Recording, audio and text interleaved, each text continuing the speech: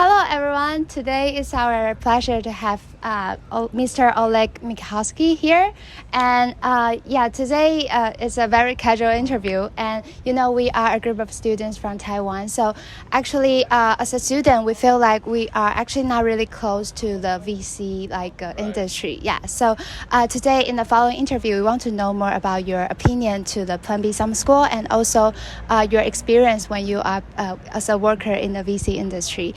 Yeah, so let's just start the interview. So first of all, we are wondering that what is the reason that you want to join the Plan B Summer School, and also is there any advice you want to provide to the participants in Plan B Summer School this year? Thank you.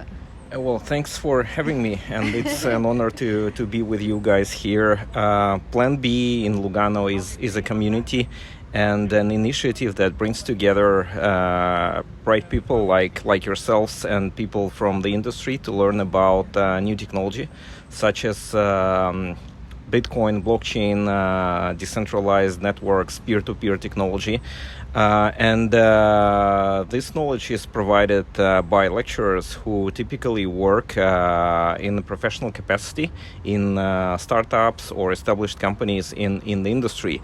And if you look back at how knowledge was distributed back in the days, like if you wanted to become like an artisan or a mason, you would go specifically to a place where there is a professional at this job and you would learn from him.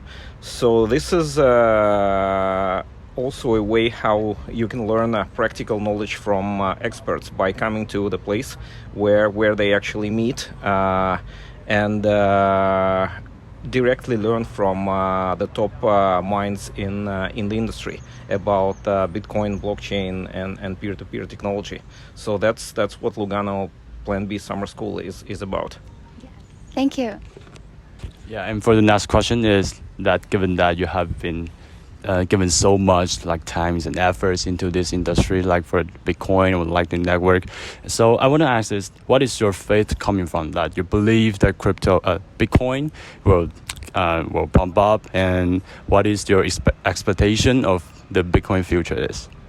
Well, to be more correct and precise, most of the professors and teachers in the school have more experience than we do, but thank you for your kind words.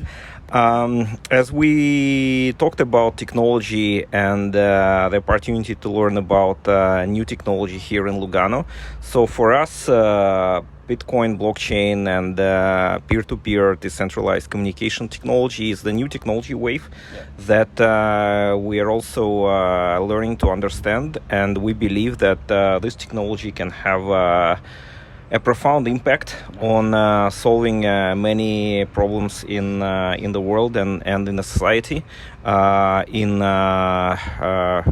in different markets, in the financial system, in internet communications, and as a venture capital firm, we are excited to learn more about this technology and see how people like yourselves can apply it, maybe in creating startups. Yeah, I would love to.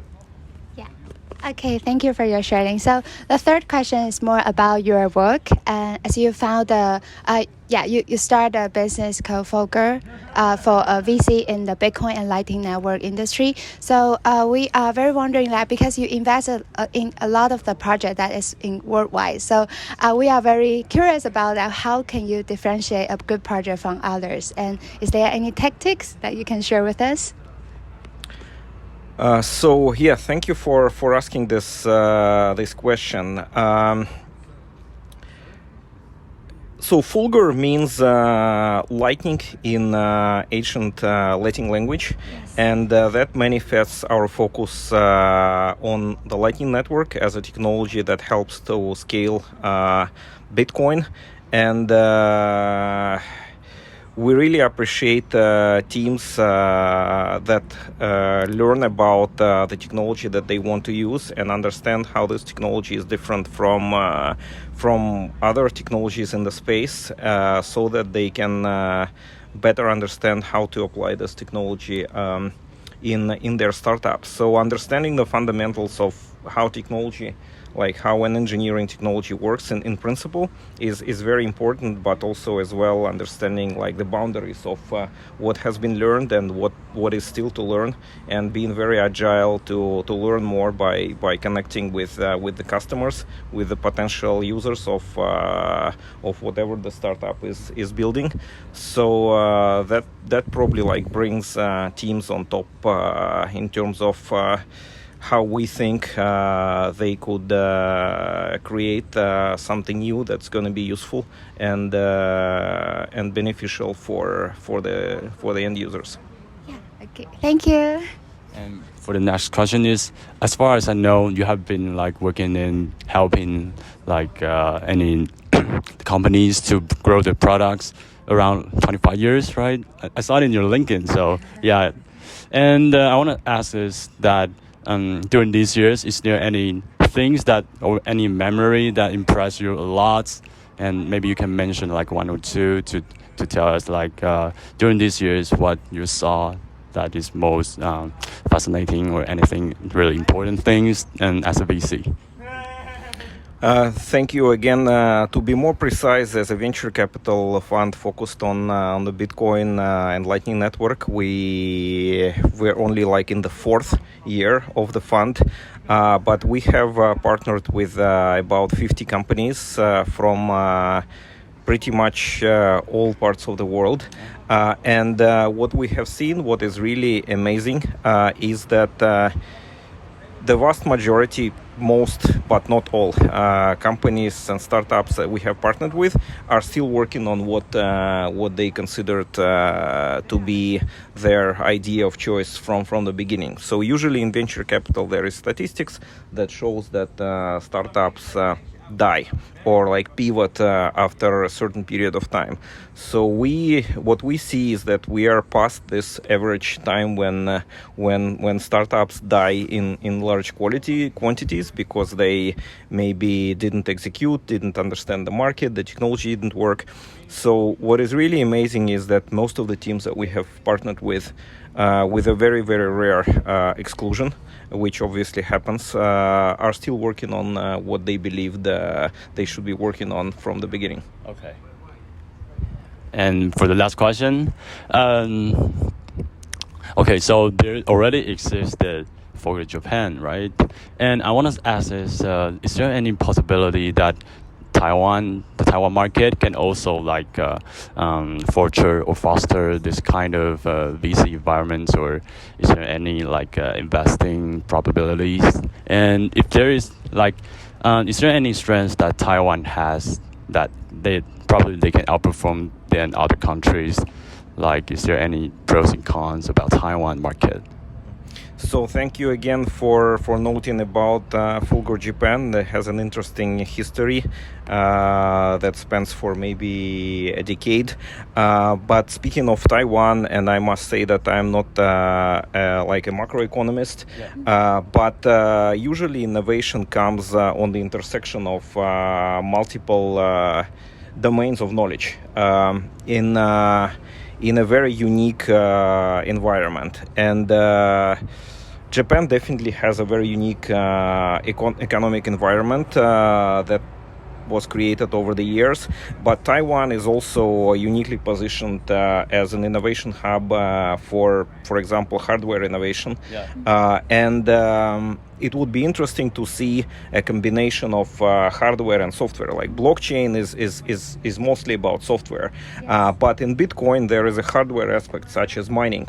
So maybe some ideas that combine the expertise in hardware that has existed in Taiwan for many decades with knowledge about new software technologies, such as the Bitcoin blockchain, can lead to creating new startups. But also what is interesting is Taiwan is kind of considered to be a hub for the region in terms of business-to-business commerce and creating like markets. And also in Taiwan, the business is mostly, as far as I know, mostly like not in large corporations, but in medium companies.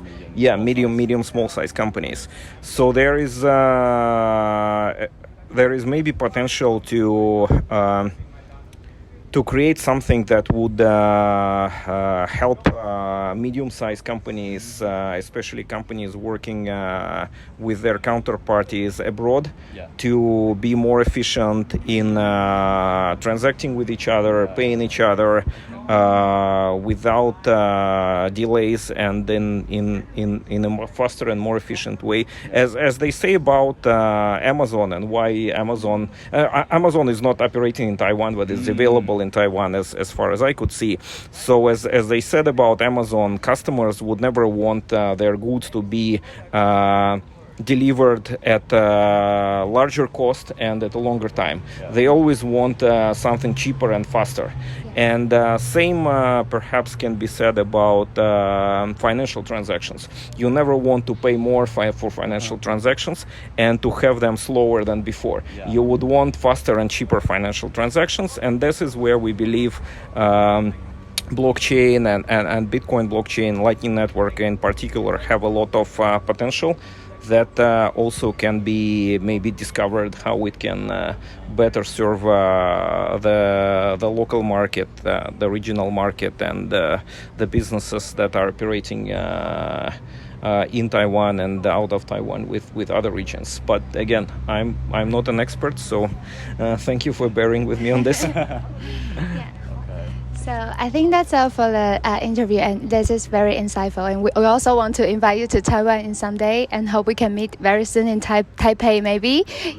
Probably, yeah. So I think, would you mind to say the goodbye to the audience in Taiwan? Thank you very much, guys. It's a pleasure to be around your colleagues here, and they were super brave to come many miles on a flight that takes many hours. Just follow their example if you want, and come over to Lugano to learn about new technologies and meet other cool people, and maybe do some startups. Yeah, of course. Yeah, of course.